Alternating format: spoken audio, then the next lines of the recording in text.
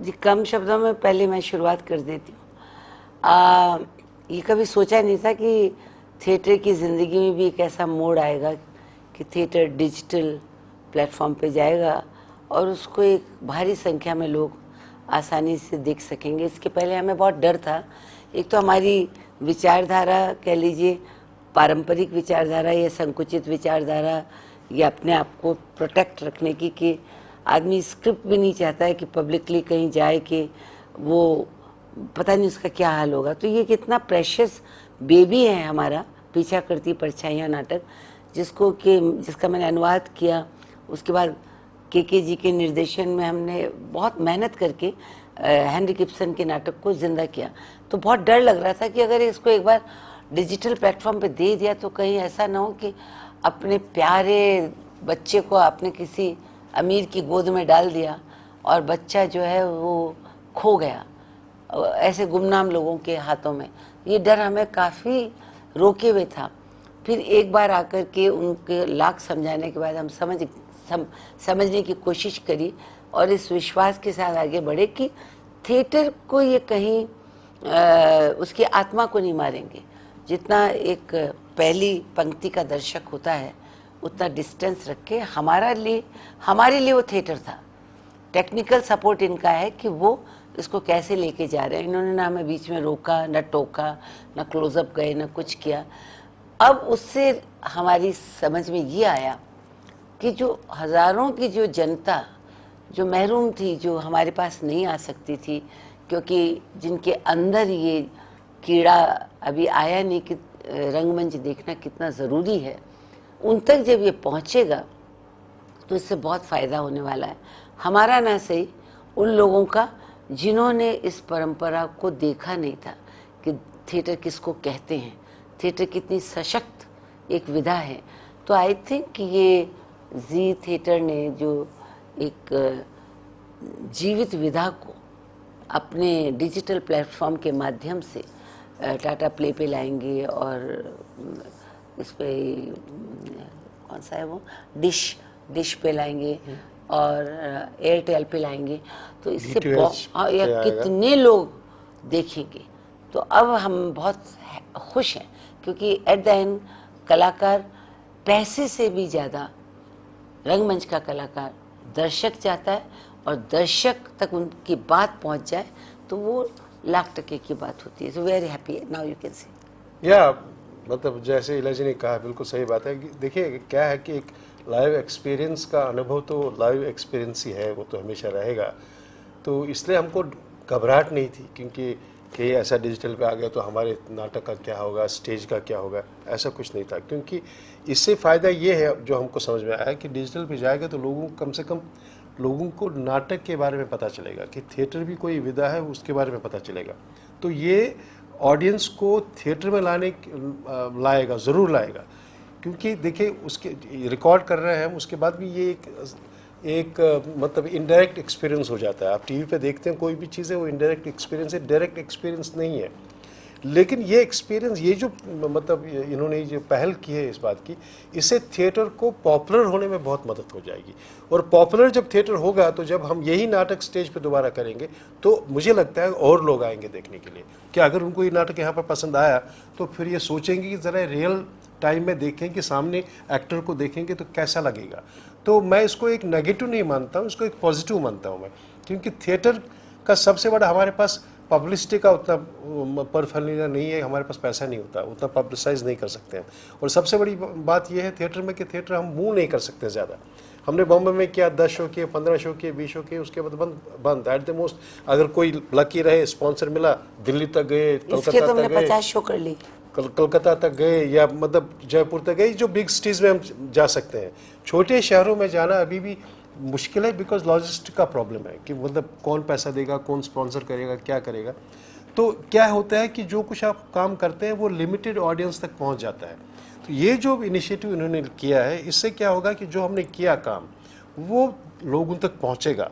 लोग जब इसको देखेंगे उनको अच्छा लगेगा, तो मुझे पूरा यकीन है कि हर शहर में जहां भी जिस तरह का नाटक होता है लोग इंस्पायर हो जाएंगे कि वो नाटक देखने आएंगे स्टेज में। तो जब नाटक देखने आएंगे तो हमारी पॉपुलैरिटी बढ़ जाएगी, थिएटर परिपक्व हो जाएगा और उनको एक अच्छी ऑडियंस मिलेगी। इस भरोसे से मुझे लगता है कि ये बहुत ही अच्छा काम है जो कि डिजिटल पे आ रहा है प्ले। जो स्टोरी है दिखाई गई है इसमें, हालांकि सबको पता है, लेकिन कहीं ना कहीं टफ रहता है उसे इस प्रकार दर्शाना लोगों के सामने कि लोगों को समझ में आए कि एग्जैक्टली क्या हो रहा है। काफ़ी कुछ मैसेज भी दिया जा रहा है। तो जो स्क्रीन राइटिंग था आप लोगों के लिए, अडेप्टेशन लाना किसी और का, तो वो कितना टफ था, कितना चैलेंजिंग था? मैं इसका जवाब दे सकती हूँ क्योंकि मैंने एडेप्टेशन किया। स्क्रीन को तो भूल जाइए, स्क्रीन के लिए नहीं लिखा गया था, ये थिएटर के लिए लिखा गया था। तो किसी के मूल काम को ट्रांसलेट करना एक अलग चीज़ होती है और उसे एडेप्ट करना एक अलग चीज़ होती है, और वो एक आर्ट होता है कि आप उसे इतनी खूबसूरती से किसी के बच्चे को गोद ले रहे हैं तो ऐसा लें कि बाद में वो आपका अपना लगे। अगर वो आपका अपना नहीं लगेगा तो ट्रांसलेशन कहलाएगा। वैसी पोशाकें पहन रही है, वो भाषा है, तो इसकी मानसिकता को, इसकी जोग्राफिकली, मेंटली, भाषा वाइज, कॉस्ट्यूम वाइज इसको पूरा ढालना पड़ता है, और वो स्क्रिप्ट के लेवल से ही काम शुरू हो जाता है। तो जब मैंने इसको राजस्थान में सोचा, ये कहीं भी हो सकता था, ये किसी मुस्लिम नवाबी फैमिली में भी हो सकता था, क्योंकि तबका जो है वो रिचर तबका है, पर मैंने राजस्थान को इसलिए चुना क्योंकि मैं राजस्थान को बेहतरीन जानती हूँ और उसकी कॉमन मैन से लेके और रॉयल्टी तक के सारे लोगों का करीबी मेरा एक ऑब्जर्वेशन रहा है। तो उनको लेकर के, और एडेप्टेशन में थोड़ी गुंजाइश होती है कि उनके माध्यम से आप अपनी बात कह रहे हैं। एट द एंड मैंने क्यों चुना कि मुझे अपनी औरत को ये सब्जेक्ट दिखाना है, उसकी बात को इनके माध्यम से कहना है। हमारी औरत तो राजस्थान की है, हिंदुस्तान की है, उसको आपको कहना है। सो आई हैव अ फीलिंग कि वो काम हमने बहुत ही मन से किया, सफलता से किया, और ऐसा किया कि जब ये राजस्थान प्ले गया तब लोगों को लगा कि जैसे उनकी खुद की कहानी है, जबकि उनकी कहानी नहीं थी, उनके माहौल में ढाली गई थी। कहानी तो हेनरी गिब्सन की है। सो दैट इज़ एडेप्टेशन की क्वालिटी। और रंगमंच के लिए तो बहुत ही अच्छा था, पर टेलीविज़न में जब आप इसको देखेंगे तो शायद सोने में सुहागा हो गया, ऐसा मुझे लगता है। जैसे कि थिएटर प्ले है, तो आपको क्या लगता है कि आज के जनरेशन के लिए थिएटर में जाकर कोई प्ले देखना कितना इम्पोर्टेंट है? क्योंकि लोगों के जो मूवी देखने का जो टेस्ट है वो भी चेंज होते जा रहे हैं। क्योंकि प्रीवियसली अगर हम लोग देखें, लोग थिएटर में ज़्यादा इंजॉय करते थे जाकर लाइव देखना, लेकिन अब वो नहीं होता है। तो वो कितना इम्पोर्टेंट है? कितना चैलेंज हो गया है आप लोगों के लिए थिएटर प्ले करना, ये ऐसा कहने का मतलब है मैडम का, क्योंकि यहाँ मल्टीप्लेक्सेस हैं वहाँ पर। मैं समझ रहा हूँ सवाल इनका, मैं समझ गया। इसे देखिए, थिएटर तो हमेशा चैलेंज रहा है, ये आज हमारे लिए कोई नई बात नहीं है। हमने जब शुरू किया था नाटक, मुझे याद है इलाजी का, मुझे याद आया जब हमने यहाँ पर इकट्ठे काम करना शुरू किया, हमने एक प्ले किया जायज़ नाजायज़। वो एल्बर्ट कामू का प्ले था, मतलब द जस्ट असैसिन, टेररिज्म पर बेस्ड था। तो मैं कश्मीर से हूँ, उन दिनों टेररिज्म की मतलब वो सब चीज़ें शुरू हो गई थी कश्मीर में, तो हमको लगा बहुत रेलेवेंट है ये नाटक करना, इससे कुछ मैसेज हम ऑडियंस तक को दे दें। तो उस वक्त जब हम पहला शो हमने किया था, हमारे ऑडियंस में 7 लोग थे। पृथ्वी में 200 की कैपेसिटी है और ऑडियंस में पहला हमारा शो देखा तो 7 ही लोग थे। तो चैलेंज तो हमेशा थिएटर में हमेशा चैलेंज रहा है कि ऑडियंस को कैसे लाएं। लेकिन 40 साल की इस यात्रा में अब मैं ये आपको मतलब कह सकता हूँ with certain kind of happiness and proud कि आज जब हम 25 तारीख को जब हम नाटक कर रहे हैं, दूसरा नाटक है ये रास्ते हैं प्यार के, तो अभी से टिकटें बिक चुकी हैं ऑलरेडी, 100-150 टिकटें बिक चुकी हैं 250 का ऑडिटोरियम में। तो यानी कि कहीं ना कहीं इस यात्रा में वो कंसिस्टेंटली काम करने में, उस चैलेंज को बर्दाश्त करने में, उसको चैलेंज को हेड ऑन लेने से कुछ न कुछ तो फ़ायदा होता है। ऐसी बात नहीं है कि मतलब मैं ये नहीं कहूँगा कि थिएटर का और फिल्म का कभी कोई कॉन्ट्रडिक्शन नहीं था, बिकॉज ये आपको समझना पड़ेगा, थिएटर एक अलग मीडियम है, उस अलग ग्रामर है, और सिनेमा एक अलग ग्रामर है। मतलब मैं खुद जो है कुछ चीज़ें ऐसी होती हैं जो मैं बड़े स्क्रीन पे ही देखना पसंद करूँगा, वो मुझे थिएटर में शायद उतनी अच्छी नहीं लगेंगी, क्योंकि ये समझ ऑडियंस को है। ऐसी बात नहीं, ऑडियंस को हम इतना कच्चा भी ना माने, लेकिन थिएटर चैलेंजिंग रहा पर है। थिएटर एक स्पेशल चीज है। नहीं, आप हर हर मैं आम वही बात आदमी कहना चाहता है कि थिएटर जो चैलेंज रहा है हमेशा थिएटर करना, क्यों कि ये सिर्फ एंटरटेनमेंट नहीं है। या उसके लिए थिएटर जो है, बुद्धि theatre is a part of literature. मतलब फिल्म में आप एक मतलब मामूली सा टॉपिक लेके लोगों को हंसा सकते हैं और चले गए, उन्होंने हंस लिया और चले गए। लेकिन थिएटर में ज़्यादातर लोग क्या करते हैं, क्योंकि थिएटर का पर्पस है क्वेश्चन करना। वी रेज क्वेश्चन, सोसाइटी में जो प्रॉब्लम्स है उनके बारे में बात करना। So that's why it becomes so important and it becomes a part of literature. इसलिए थिएटर थोड़ा सा उसको थोड़ा सीरियसली देखना पड़ेगा आपको। फिल्म में आप जाते हैं, फिल्मों में ऐसा नहीं कि फिल्म में बड़ा अच्छी फिल्में नहीं बनी है, टॉपिकल मतलब बहुत ही लिटरली फिल्में नहीं बनी है, बहुत अच्छी टॉपिक्स को लेके फिल्म्स नहीं बनी है, लेकिन थिएटर हमेशा क्वेश्चन करता है, सोसाइटी को देखता है। कहते हैं कि थिएटर जो है वो मतलब सोसाइटी का आईना है, जो सोसाइटी में हो रहा है उसी को दर्शाने की कोशिश करता है। तो इसलिए थिएटर एंटरटेनमेंट के अलावा चूंकि ये एक क्वेश्चनिंग करता है, क्योंकि ये समाज को उनकी गलत नीतियों पे, जैसे हमारे प्ले में गलत रीतियों पर जो डेकेडेंट वैल्यूज़ है उनको क्वेश्चन कर रहा है कि क्या वो जो यशोधरा भाई साहब हमारे प्ले पीछा करती परछाई में कहती है, ये सिर्फ थिएटर में पॉसिबल हो सकता है। थिएटर में ये इसलिए पॉसिबल हो सकता है कि उसकी भी एक नीश ऑडियंस होती है। थिएटर एक्चुअली वही देखता है जिसको लिटरेचर से लगाव है, जिसको स्टोरी टेलिंग से लगाव है, जिसको अच्छी एक्टिंग से लगाव है, वही लोग थिएटर पे आते हैं। और ये किस्सा ऑल ओवर वर्ल्ड बदला नहीं है, ये ऐसा ही है। वही लोग there is a special class of people who like to watch theatre. It's just like painting है, क्लासिकल म्यूजिक। जैसे क्लासिकल पेंटिंग है। अब पेंटिंग आप एग्जीबिशन, हर एक आदमी पेंटिंग एग्जीबिशन देखने थोड़ी जाता है, सारे लोग तो कभी नहीं, क्योंकि उनको समझ नहीं आएगी बात। लेकिन अगर कोशिश करेंगे हम देखने की, देखिए जैसे हम जाते हैं देखने के लिए, क्योंकि हमको लगता है कि ये हमारी ज़िंदगी का एक हिस्सा है। और हमको पेंटिंग कैसे हेल्प करती है, बिकॉज जब मैं सेट डिज़ाइन करता हूँ प्ले का, या इलाजी सोचती है कुछ, तो हमको वो कलर्स, उन कलर्स का कॉम्बिनेशन, उसका जो हमने देखा है उसका एक्चुअल मीनिंग भले ही मुझे समझ ना आया उस वक्त, लेकिन वो मुझे हेल्प करता है। तो कहीं ना कहीं वो हम रिलेट कर सकते हैं। तो आम आदमी को मैं ये एक्सपेक्ट करूं कि वो मतलब हुसैन साहब की पेंटिंग जाके देखे और फिर उसको इलस्ट्रेट करे, बहुत मुश्किल काम है। तो हर एक चीज़ के लिए नहीं होता है। जैसे क्लासिकल म्यूजिक है तो हर एक आदमी क्लासिकल म्यूजिक सुनता नहीं है, लेकिन ऐसा मतलब नहीं है कि क्लासिकल की ऑडियंस नहीं, लोग आके बैठते हैं, देखते हैं, सुनते हैं। और इसके दूसरे शब्द में ये भी कहूँगी जो शायद आप कहना चाह रही थी कि यंगर लोग, आपको सबसे बड़ी पीड़ा ये है कि हमारे थिएटर को बहुत यंगर लोग ज्वाइन करना चाहते हैं, सबके थिएटर को। क्यों? कि वो इसको फिल्म तक पहुंचने की सीढ़ी मानते हैं। दूसरे का प्ले कभी नहीं देखते हैं, अपना जो प्ले उनको मौका मिला वो चाहते हैं कि हमारी पब्लिसिटी हो जाए। सो थिएटर के प्रति एक जो रुझान है वो यंगर जनरेशन का है ही नहीं। वो सिर्फ इसको एक सीढ़ी मान के आते हैं। मैं थिएटर जो कर रहे हैं उनकी बात कर रही हूँ। ये तब विकसित होगा जब वो दूसरे का भी नाटक देखें, किसी और का देखें, उसको समझें। हमारे ज़माने में हम सिर्फ थिएटर देखते थे, इतनी खिड़कियाँ नहीं थी एंटरटेनमेंट की। अब इतनी एंटरटेनमेंट की खिड़कियाँ हैं और सब स्टार बनना चाहते हैं। तो इस सिलसिले में मनोरंजन भी बहुत अच्छी तरह से परोसा जा रहा है, अच्छा, बढ़िया, गंदा, सब कुछ। ये इट्स जस्ट लाइक वो पैन एशिया फूड, कुछ भी खा लो, नूडल भी खा लो, दाल बाटी भी खा लो। But theatre is definitely a very very just like golf. दुनिया क्रिकेट करती है ना, क्योंकि वो अब बहुत पॉपुलर हो चुका है। बॉलीवुड भी बहुत पॉपुलर। गोल्फ खेलने वाला एक सेक्शन होता है, चाहे वो कॉमेडी हो, चाहे वो ट्रेजेडी हो, पर थिएटर की समझ जिसको लग जाती है।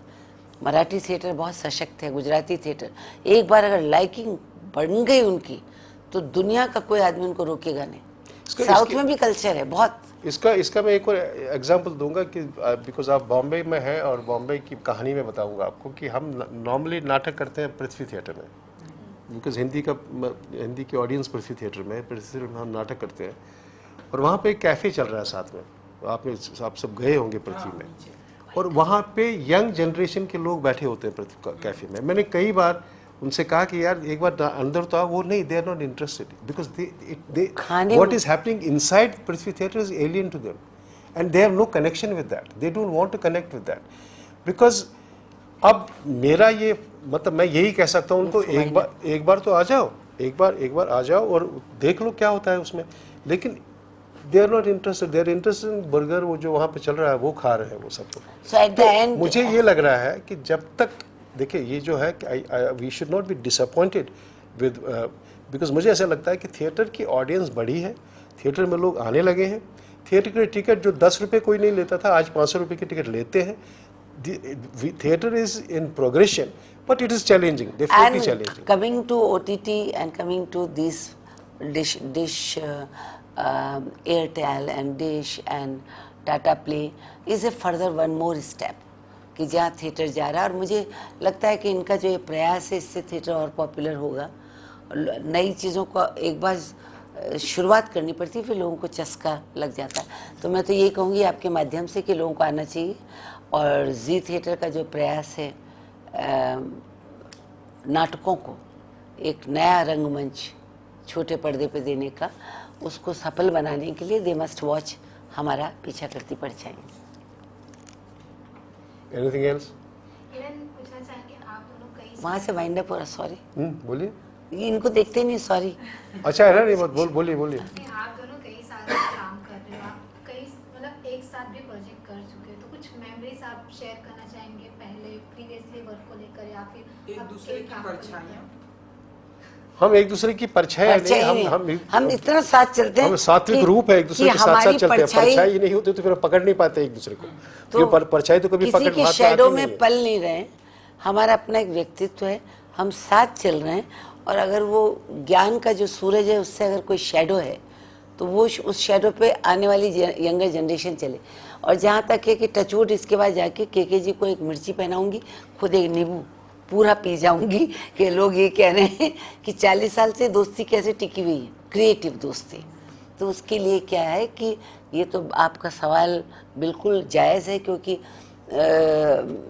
बहुत ग्रुप बहुत जल्दी बनते हैं और बहुत जल्दी टूटते हैं। और अभी तक ईश्वर का ये रहा कि हमारा फोकस जो है ना वो है रंगमंच, क्रिएशन। तो हम उससे अलग हटके अपने बारे में सोच ही नहीं रहे हैं, तो क्लैश नहीं। डिफरेंस ऑफ ओपिनियन जो है वो हमारा वैचारिक क्रिएटिव डिफरेंस ऑफ ओपिनियन हो सकता है, we keep on fighting with each other on that, but the fact is देखिए वर्ल्ड में there are some special people also, and we are the two special people in the world who are working together for 40 years. It has been a great journey, great experience, and what we are happy today is that we have done what we wanted to do. हमने कभी compromise नहीं किया इस बारे में। जो नाटक हमको पसंद है, जिस तरह का नाटक हम करना चाहते हैं, उसमें हमने ये कभी नहीं सोचा कि इसमें कॉमेडी डालो, वो डालो, ये डालो, यार मतलब फुहड़ किस्म के जोक डाल दो कि ताकि ऑडियंस आए। ऐसा हमने कभी किया नहीं, और हम जल्दबाजी में भी नहीं, आगे भी नहीं करेंगे, आगे भी ऐसा नहीं करेंगे। और मतलब जाने से पहले मैं वंस अगेन मैं जी थिएटर को और इन सबको थैंक्स कहना चाहता हूँ कि ये वो लोग बहुत अच्छी कोशिश कर रहे हैं कि थिएटर को वो और भी लोगों के सामने पहुँचाए। और मुझे पूरा यकीन है, और मैं रिक्वेस्ट करता हूँ ऑडियंस को जो हमको सुन रहे हैं कि आप ये नाटक देख लीजिए, और हम हमारे साथ साथ जी थिएटर को भी एनकरेज कीजिए, क्योंकि वो जब आप उनको एनकरेज करेंगे, जब आप उनके प्लेस देखेंगे, तभी वो हमें एनकरेज करेंगे। इसलिए ये मतलब एक चेन बना हुआ है, इस चेन को बनाए रखिए। And let's hope for the best, and I hope you like our play, and we will come again and we will do some more plays with Z Theatre and 3 cheers for Henrik Ibsen and 3 cheers for Ibsen and 3 cheers for Ilaji and पीछा करती परछाइयाँ। Thank you, thanks.